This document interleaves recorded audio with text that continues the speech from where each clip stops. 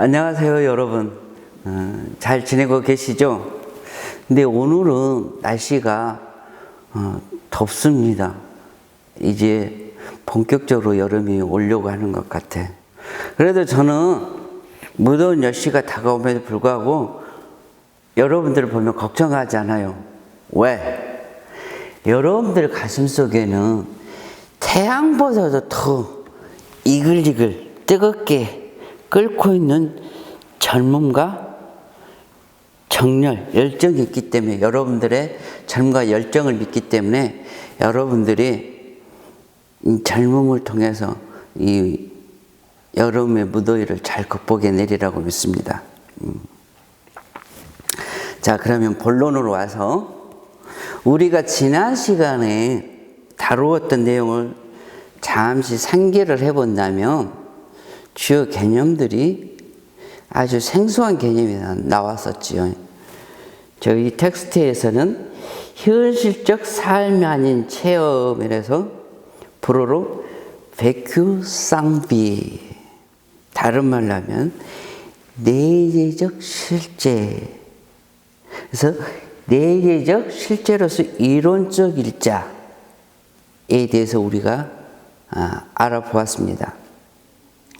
오늘은 계속해서 우리 텍스트를 강독해 갈 텐데 주로 다루게 될 내용이 첫째로는 프랑스와 나우엘이 서양 철학사 속에서 등장하는 일자들을 어떻게 보고 구분하는가를 먼저 살필 것이고, 두 번째로는 니체 이후의 서양의 철학자들이 굉장히 반형이상학적, 탈형이상학적 사이에 경향을 보이는데 그 속에 있는 원리들, 그러니까 전통 형이상학에서는 초월성을 머금고 있는 초월자를 사유하는 초월적 원리에 의거해서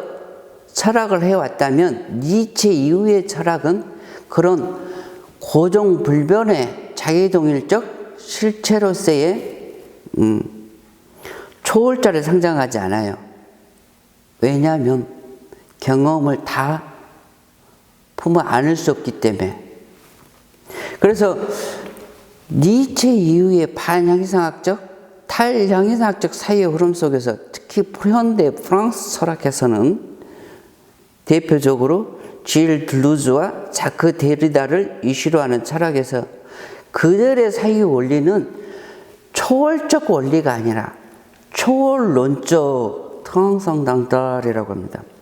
초월론적 사유의 원리에 따라서 그들의 철학을 펼치려고 하는데, 이 프랑스와 나우엘이 보기에는 이들이 원리로 삼고 있는 초월론적 사유마저도, 초월론적 사유의 그 원리마저도 문제가 있다.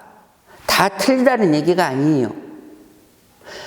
현대 철학은 초월성이 대립되는 지향성을 지향하는 철학인데, 내재성을 지향하는 철학인데, 내재성의 엄밀한, 내재성의 본질에 비춰봤을 때 현대 프랑스 철학자들 델루즈와 데리다를 이슈로 하는 철학자들의 그들의 사유 원리에도 나름대로의 한계를 지니고 있으며 문제가 있다.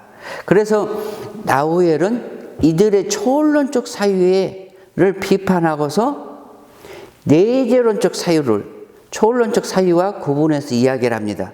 그래서 둘째로는 나우엘이 구분하는 초월론적 사유와 내재론적 사유에 대해서 알아보겠습니다.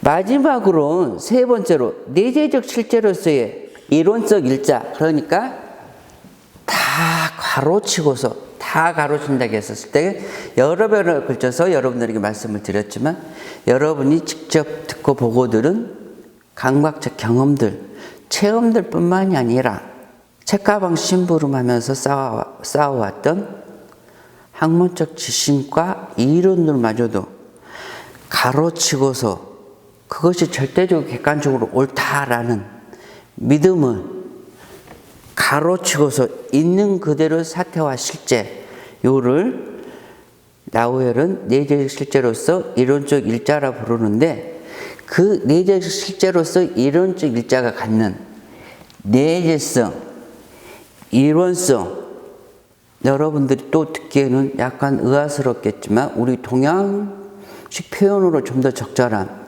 이 내재적 실제로서의 이론적 일자의 이 원흉함, 원만함, 다음에 평등성, 그리고 내재적 실제로서의 이론적 일자가 이 우리들이 하는 구분과 판별, 또 그에 대한 집착을 내려놔야 되는, 그렇게 봤었을 때 이론적 일자의 비분별성에 대해서 우리가 생각해 보려고 합니다.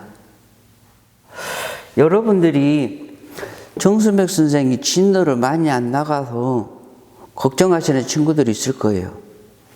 근데 현대 철학은 처음과 끝이 없는 철학이야. 시작과 끝이 없는 철학. 그래서 단 한 페이지, 단 두 페이지의 내용만도 여러분들이 그 본질을 제대로 이해하고 여러분들이 공유를 한다면 진도에 그렇게 얽매이지 않으셔도 돼요. 이제는 이 한두 페이지에 나오는 그 본질적인 내용을 여러분들이 이해를 하시면 나머지 텍스트의 내용들은 혼자 읽어가면서도 물론 어렵겠지만 시간을 두고서 여러분들이 정성을 들여서 읽어가시면 혼자서도 나름대로 이해가 가능할 수가 있어요. 그러면 텍스트로 가겠습니다. 우리의 텍스트 345페이지. 지난 시간에 랑의 존재 일자, 랑두 전체 일자, 랑우 타자 일자. 그러니까 여러분의 텍스트의 중간 부분을 우리가 다루다가 멈췄었습니다. 그러면 그 문단을 다시 한번 읽어보겠습니다. 그 문단의 처음 부분, 그런데부터 가겠습니다. 그런데 이론성의 내재적 실제에 대한 적절한 용어가 없어서 일자라고 불리는 내재적 일자는 철학자들이 항상 차이에 대립시키려고 하는 동일자로서 단일체, 그러니까 유니티, 보로로 유니티, 단일체가 아니고, 그러니까 경계와 테두리, 초월적 범주처럼 그렇게 규정질 수 없다.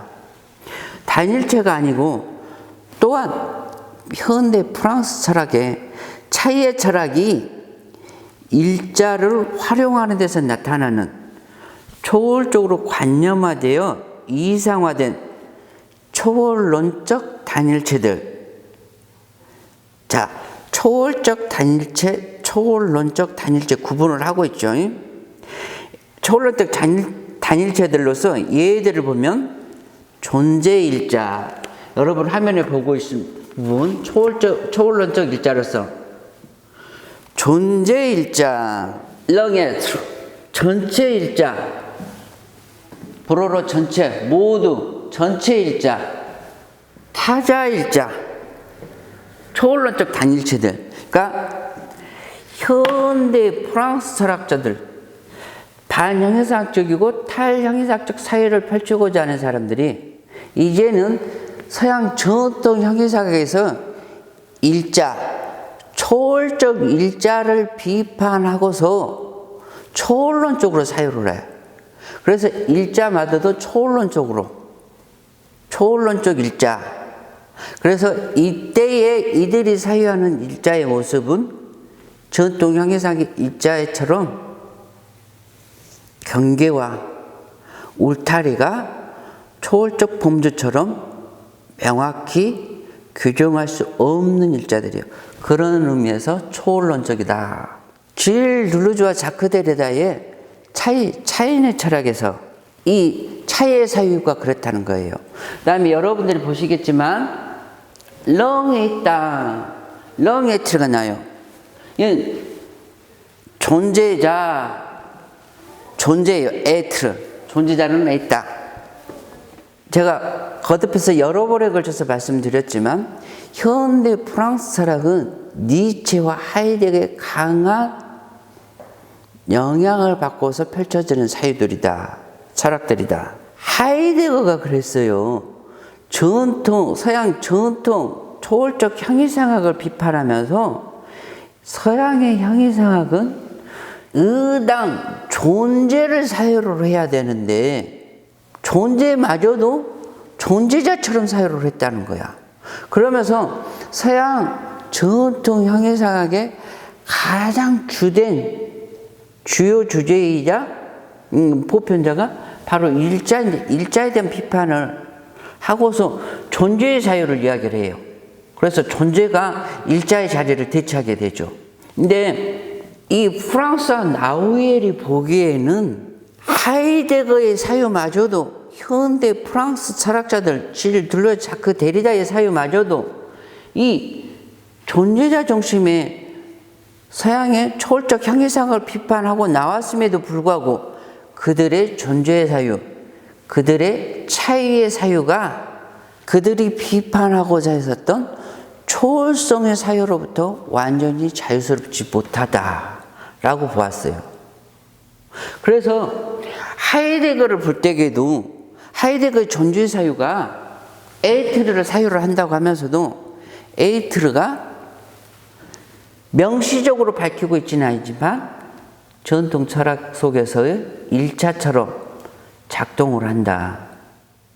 아마 여러분들이 처음 들어보셨을 거예요. 그리고 하이데거 전공자들, 학생들뿐만 아니라 전공자들은 무슨 말도 안 되는 소리를 하느냐라고 막 반론을 제기하실 거예요. 근데 여러분들이 하이데거의 원전 텍스트들을 시간을 두면서 조용히 음미해 가다 보면 이 하이데거의 존재의 사유가 존재 홀로서 작동이 불가능해요. 하이데거의 존재의 사유는 항상 존재 뒤에 마치 존재의 그림자처럼 무화하는 하이데거의 표현입니다. 무화하는 무가 존재와 마치 하나의 켤레를 이루듯이, 그래서 필요에 따라서는 초월적 일자의 모습처럼 또 때로는 필요에 따라 존재와 무화하는 무가 켤레를 이루듯이 이렇게 작동을 하는. 그래서 하이데거 사유에서는 이 무화하는 이 무화하는 무가 타자의 모습처럼 현대 프랑스 철학자들에게 절대 타자의 모습처럼 드러난다. 그래서 프랑스와 나우엘이 보기에는 하이데거의 존재의 사유, 존재론적 차이, 현대 프랑스 철학자들의 차이와 차연의 사유도 때로는 하나의 모습으로, 때로는 둘의 모습으로. 그래서 하나의 모습으로 보일 때에는 은연중에 무의식 중에 전체화하는, 총체화하는 존재가, 차이가 하나의 모습으로 드러나는 이 표현을 나우엘은 전체의 일자라고 표현을 합니다. 존재와 무화하는 이 존재의 또 하나의 켤레로서의 무화하는 무의 다른 호칭, 오트가 초월적 일자에 대한 사유를 비판하고 나왔음에도 불구하고 일자의 모습으로 드러나고 활동을 하는 경우들도 있더라라는 말씀입니다. 그래서 사실 초월적 일자의 사유는 모든 것을 전체화, 총체화해서 보는 거야. 일반에서 보는 거야. 그런 사유를 비판하고 나온 사유가 니체 이후에 현대 프랑스 철학까지 이어지는 사유임에도 불구하고 그들의 사유 속에서 마저도 항상 이 초월론적이라고 하지만 초월적 일자의 모습들이 이전의 전통 형이상학 속에서의 초월적 일자의 모습만큼은 아니지만 완화된 초월성을 머금고 있다라는 말씀입니다. 자, 그러면 다시 텍스트로 가겠습니다. 사실 철학적 결정이 이루어지는 지평에 의해서 기존의 일자에 대한 사유는 자기 동일적인 단일체나 차이처럼 완화된 현저성을 품고 있는 초월론적 동호 반복의 사유. 어려운 용어들이 나오네요. 근데 중요해. 제가 설명을 드리겠습니다. 너무 걱정하지 마세요. 초월론적 동호 반복의 사유, 즉 철학자에 따라서 다르게 표현을 해보는데 니체는 영원회귀라고 표현을 해봅니다. 이 초월론적 동호 반복은 들루즈와 데리다에게서는 차이와 반복, 차이와 반복 등과 같은 순환을 통해 이루어진다. 순환 반복하는 사유다. 반면에 실제적이며 내재적인 일자는, 그러니까 모든 그런 초월적 원리들을 가로치고서 보는 그때 드러난 내재적 일자는 어떤 형태로든지 형이상학적 동일성을 취하지 않는 것은 물론 차이의 철학에서 하이데거의 존재론적 차이를 사유하는 그 차이까지도 포함을 하는 차이의 철학에서 나타나는 초월론적 동호 반복을 통해 구성되어 은연중에 완화된 초월성을 머금고 있는 내재성의 면이나 초월적 혹은 초월론적 장이 아니다. 너무 새로운 용어들, 여러분들에게 어려운 용어들이 나와서 다 모르셔도 돼요. 제가 여기서 조금만 더 설명을 드리겠습니다. 하이데거는 조금 전에 말씀드렸듯이 전통 초월적 형이상학을 비판하고 나온, 그래서 초월론적 사유를 하고자 하는, 차이를 사유를 하고자 하는 이들의 철학자의 사유의 유형을 초월론적 사유다. 불어로 빵세 통상강다라고 합니다. 빵세가 사유, 생각. 이거 보너스를 여러분들에게 좀 말씀드리면, 여러분들이 요즘 이제 보면서 여름으로 넘어가면서 이제 시들고 있을 여러분 화단에, 우리 학교 정원에 여러분들 펜지라고 알고 있는 꽃들을 많이 보셨을 거예요. 영어로 펜지지만 불어로는 빵세예요. 꽃 이름이야. 근데 그러니까 하이데거의 존재론적 차이의 사유, 그다음에 현대 프랑스 철학자들의 대부분의 사유들이 초월론적 동호 반복의 사유더라. 나우이를 보기에는. 이거를 불어로 하면, 이거는 그 불어에 국한되지 않죠. 동호 반복은 토톨로지. 근데 특항상당 초월적 반복이 아니라 초월론적이야. 요거를 니체는 영혼핵이다. 다시 돌아온다. 리투, 허투, 에테인을 영원한 반복. 영혼핵이다. 들레즈는 디페랑스의 헤페티션. 들레즈 대표적인 저서의 제목이기도 하죠. 근데 들레즈 주된 사유의 주제이기도 해요. 차이와 반복에. 그래서 이 들레즈의 차이와 반복은 들레즈의 영혼에게 사유로부터 강하게 영향을 받아서 나왔어. 근데 요렇게만 보면 여러분들에게 이게 한계와 문제점 분명히 드러나지 않아. 근데 우리 동양의 전통 사유를 조금 알고 이해를 하고서 보면은 이들의 사유의 한계와 문제점이 분명하게 드러나요. 완전히 동일한 사유는 아니지만 우리 동양적 사유 전통 속에서 접근에 들어가 보면은 이들의 니체로부터 현대 프랑스 철학까지 이어지는 초월론적 사유는 바로 윤회의 사유의 양상을 띠고 있다라고 말씀을 드릴 수 있어요. 텅스미과숑. 불어로는 윤회를 텅스미과숑이라. 윤회는 물론 연기 사유를 바탕으로 하는 거예요. 그럼에도 뭐 장소와 시간을 달라서 텅스 변하긴 하지만 그 속에서도 자기 동일성이라고 할 수 있는, 고일성이라고 할 수 있는, 규정 줄 수 있는 뭐가 있어. 다만 장소와 시간을 달리해서 나타날 뿐이지. 여러분 티벳의 라마교라고 하는 달라이 라마가 모양과 형태만 달리해서 계속해서 나오잖아요. 반복돼서. 그런데 이 사유는 해탈, 니르바나 사유에 있어서는 충분히 해탈하지 못한 사유야. 그래서 이 동아시아 사유 속에서는, 동아시아 불교 속에서는 티베트의 불교, 남아교라고 불리우는 이 티베트 불교를 정통으로 인정하지 않죠. 마치 이단적 급을 해요. 근데 서양 철학에, 그러니까 니체 위에 내재성을 지향하는 현대 서양 철학, 그러니까 내재성의 엄밀한 기준에서 보면 니체 위에 현대 프랑스 철학까지 이어지는 이 초론적 사유마저도 내재성의 본질을 완전히 이루지 못한 사유다. 동양의 사유를 보면 완전히 열반, 해탈의 세계를 보지 못하는 사유다. 윤회 사유 정도, 불교에서도 열반을 이야기하면서 윤회도 동시에 이야기를 하니까 윤회까지는 보는데 니르바나, 열반, 해탈의 경지를 보지 못하는 사유라고. 이제 윤회라고 보는 것은 저의 해석이에요. 이렇게 우리가 볼 수 있다라는 얘기입니다.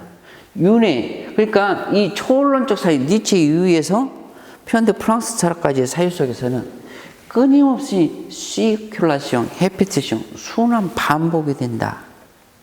뭔가 변화를 담고 있긴 해. 그럼에도 그 변화를 일으키는 원리로서 작동하는 것은 그걸 초론적 원리라고 하지만 변함이 없는. 근데 열반, 해탈의 사유에서는 그 초론적 원리마저도 내려놔야 돼요. 괄호치기를 해야 돼. 근데 이 들레즈 데리다를 전공하는 철학자들, 프랑스에서도 그렇고 한국의 프랑스 철학계에서 이 프랑스 전공자들도 마찬가지야. 절대 이런 얘기를 들으려고 하지 않아. 죄송하지만 거의 무조건적, 무비판적으로 들레즈 데리다 이야기만을 수용해서 그들의 철학의 세계를 펼치려고 하는. 만약에 그런 태도와 방법으로 철학을 계속해 간다면 굳이 형이상을 비판하고 나온 차이의 철학의 의의가 어디에 있겠어요? 무조건적인, 무비판적인 수용을 통해서 철학을 해 가져간다면 그 또한 또 다른 형태의 교조주의 아니에요? 또 다른 도구마 아니에요? 우리 철학자들 정치 이데올로기, 종교의 도구마 많이 비판합니다. 또 좋아합니다. 근데 저를 포함해서 우리 철학자들 한 번씩 생각해 보아야 돼요. 과연 철학하면서 스스로 사유를 하기 위해서 철학을 하는 것인지, 누구의 원리를 배워서 그대로 답습해가면서 철학을 하려고 했는지, 누구 주의자가 되기 위해서 철학을 하려고 했고 하고 있는지. 저의 이 제기가 그 누군가를 비난하기 위해서 하는 거 아닙니다. 현대 프랑스 철학까지 갈 필요가 없이, 근데 독일 철학, 독일 관념론에서 철학하면 반성과 비판의 활동으로서 철학 아니겠습니까? 그 정신에만 충실해서 본다 할지라도 우리가 하고 있는 철학의 태도 방법에 대해서 돌이켜 보아야 되지 않을까라고 생각합니다. 자, 오늘은 시간 관계상 여기까지 해야 될 것 같습니다. 다음 시간에 계속해서 이 나우엘이 구분하는 초론적 사유와 초론적 사유와 구분해서 보는 내재론적 사유에 대해서, 그래서 순환과 반복을 상정하지 않고서도 펼쳐지는 사유로서 내재론적 사유와 내재적 실제로서의 이론적 일자의 원만함, 원흉함, 평등성, 비분별성에 대해서 같이 생각해 보도록 하겠습니다. 자, 오늘은 여기까지 하겠습니다. 감사합니다.